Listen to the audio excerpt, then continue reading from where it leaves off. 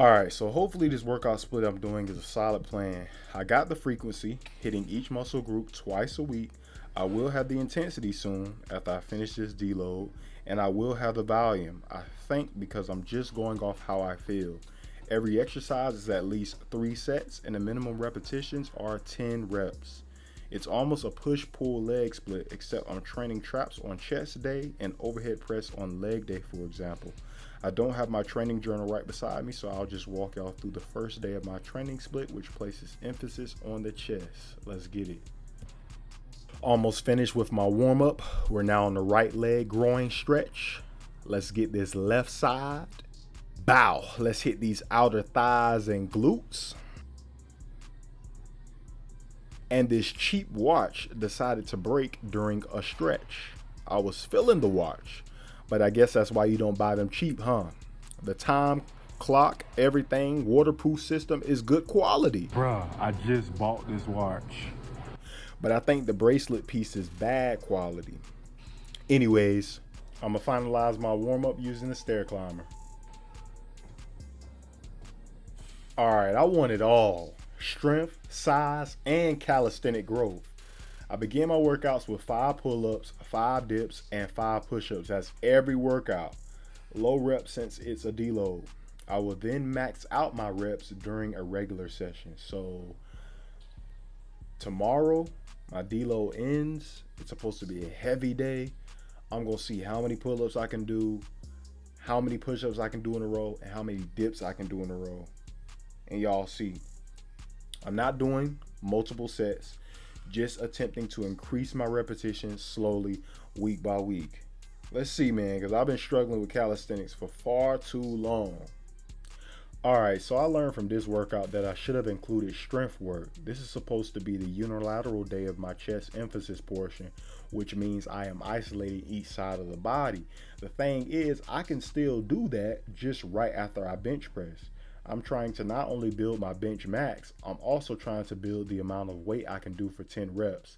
So for this workout, I literally could have did 3 sets of 2 reps on an incline bench and came over to these dumbbells and pumped some blood into the muscle doing 3 sets of 10 repetitions. So I'll do that next time for the unilateral day. Just so y'all can understand, on bilateral day, I use both sides of the body at the same time. So next week, I'll begin with just incline bench 3x2 and incline bench again 3x10 rather than picking up dumbbells for unilateral work. I just say that for the second workout of that week. Hope I didn't confuse y'all. Anyways, this was 3x10, lightweight since it's a deload. It's time to get mountainous mountaintops with Dumbbell Shrugs. I use these to isolate the right and left trapezius muscle. We want to have those round twin muscles on both sides. I complete 3 sets of 10 repetitions.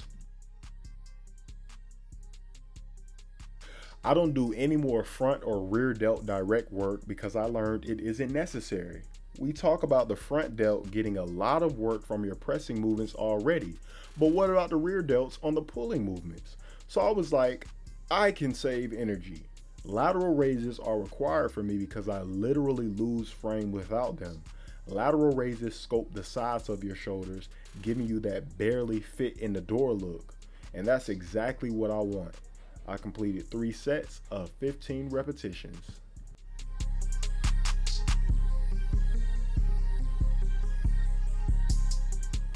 I want pythons on each side of my body. But before we can get that, we gotta lightly hit them on this day because this flesh is weak and requires a systematic approach to muscle building. Anyways, I do a combination of hammer curls and concentration curls. I am not about to split these into 2 bicep workouts when I can do them both in 3 sets. 3 sets, 15 repetitions.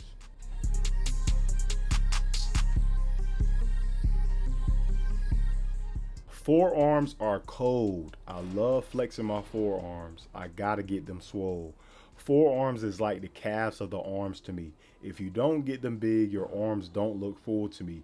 Like you can have big thighs, but if your calves look like stilts, cancel your gym membership. See, these body parts are interesting. Calves can be huge and thighs small, and your legs still look cool because you see the calves before the thighs.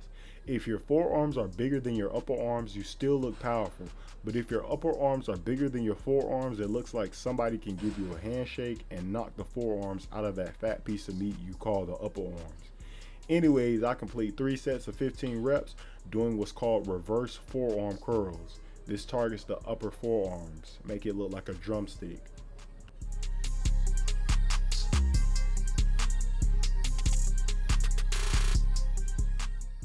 All of my forearm exercises are 3 sets of 15 reps. This exercise is called the reverse wrist curl. I want the portion around my wrist to be bigger as well, so I include these.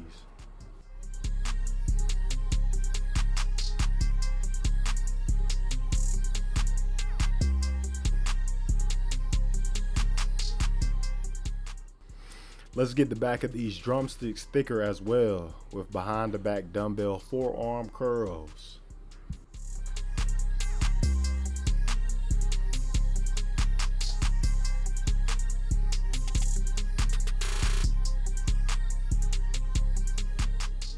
Now with this exercise, I'm a little questionable because while doing it, I felt most of the pressure on my joints rather than the muscle.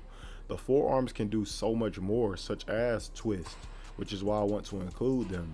I might just have to adapt, but to be safe, I decided that next time I'll keep the 5-pound dumbbells and do 20 reps instead of 15, just so that I can feel the stress in the muscle rather than the joints. I don't know yet, but I feel like this exercise requires high repetitions and very low weight.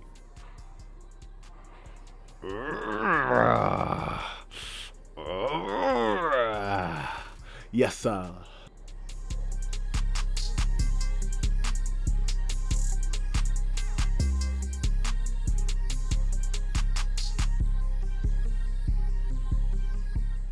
Alright, now I'm finishing with farmer's carry to build grip strength. It's like, yeah, forearm curls are good, but there's a difference between moving lightweight up and down to activate the forearms and holding heavy weight to build strength in the grip. The hands can do so many things. There's grip strength, finger crushing strength, curl strength, reverse curl strength, rotations, and in this case, we are doing the holds. Farmer's carry.